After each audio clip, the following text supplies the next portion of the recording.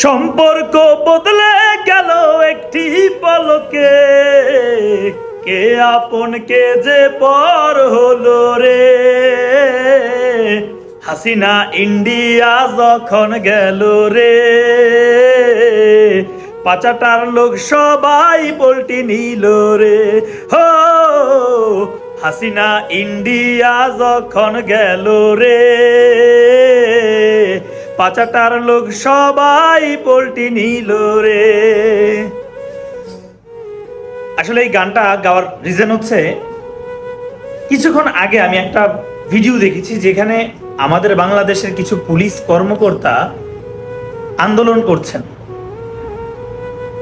এবং এই যে গণহত্যা চালিয়েছে সেই গণহত্যার অভিযোগ পুরোটাই দিচ্ছে তাদের ডিপার্টমেন্টের যত উচ্চ পদের লোক আছেন তাদের উপরে। যেমন আছে ডিবি হারুন, আরো বেশ কয়েকজন আছে।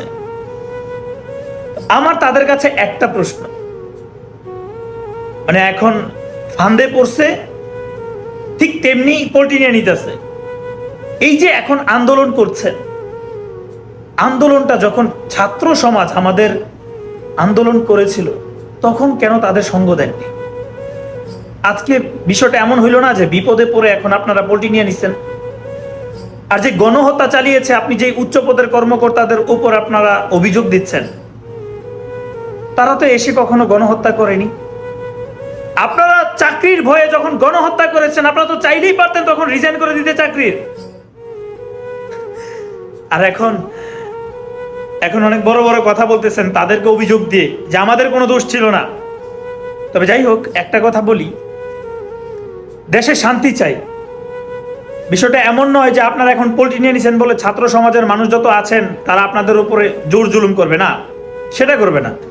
কারণ আমাদের ছাত্র সমাজ কখনো তারা শিক্ষা প্রতিষ্ঠান থেকে রক্ত নিয়ে খেলা কিভাবে করে সেটা শিখে নাই, তারা অন্যায়ের বিরুদ্ধে রুখে দাঁড়াতে শিখেছে। আরেকটা কথা বলি, ইন্ডিয়ার দেশবাসী আমার অনেক মানুষ আছেন যারা আমার এই পেজের ফলোয়ার আছেন, আমি তাদেরকে উদ্দেশ্য করে একটা কথা বলি। গতকালকে আমি একটা পোস্ট যখন করেছি, সেই পোস্টের মধ্যে উল্লেখ করেছিলাম যে আমরা এখন স্বাধীনতা পেয়েছি। সেখানে অনেক মানুষ কমেন্টস করেছেন যেটা কেমন স্বাধীনতা যেখানে এখন পর্যন্ত রক্তপাত চলছে। আসলে বিষয়টা কি জানেন, হিন্দু, মুসলিম, বৌদ্ধ, খ্রিস্টান, আসলে সবার উপরে মানুষ সত্য, তার উপরে কিছুই নাই। যারাই ধর্ম নিয়ে ভেদাভেদ করবে আমি বলবো তাদের মধ্যে মনুষ্যত্ব নাই।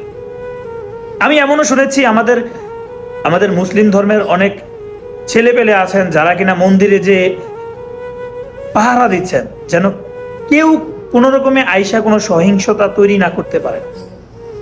এখানে আমাদের দেশের ভাই অনেক রক্ত দিয়েছেন, এখন বাইরের তৃতীয় পক্ষ কিছু মানুষ আইসা এখানে অনেক ধরনের সহিংসতা তৈরি করার চেষ্টা করছেন এবং নাম দিচ্ছেন যত সব মুসলমান মানুষদের উপরে।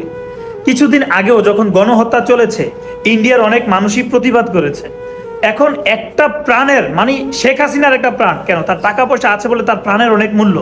আর আমাদের দেশের এত মানুষ এইভাবে মানুষকে হত্যা করতে পারেন। একটা মুসলমান ভাই পাঞ্জাবি পরা, তাকে তো বেধড়ক পিটিয়েছেন এবং পিটানোর পরে যখন তাকে বলছে যে তুই চলে যাচ্ছিল, সেই মুহূর্তে তাকে শুট করে মেরে ফেলা হয়েছে। সেটা কোনো একটা ভাই 5 তালা কি 6 তালার উপর থেকে সেটা ভিডিও করেছে। যাই হোক, আমি পুলিশ কর্মকর্তা যারা আছেন তাদের উদ্দেশ্যে একটা কথা বলি,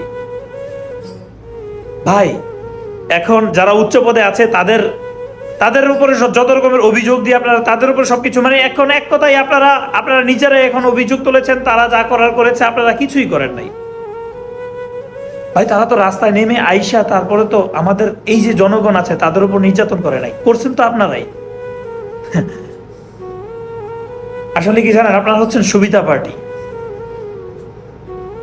যাক, দিন শেষে এতটুকুই বলবো, যা হওয়ার হয়ে গেছে, যত প্রাণ ঝরে গেছে সেই প্রাণ আমরা চাইলেও ফিরাইতে পারবো না, সেই প্রাণ চাইলেও আমরা ফিরাইতে পারবো না।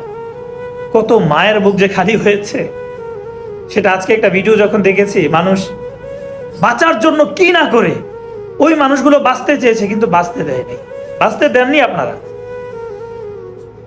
যেমনই হোক, একটা স্বাধীনতা যেভাবেই হোক একটা পেয়েছেন আপনারা, আমরা পেয়েছি। যথাসাধ্যভাবে চেষ্টা করব সেই স্বাধীনতাটাকে ধরে রাখার জন্য। সবাই দোয়া করবেন আমার জন্য এবং ভালো থাকবেন সবাই, সুস্বাস্থ্যতা সবার কামনা করছি। আল্লাহ হাফেজ, আসসালামু আলাইকুম।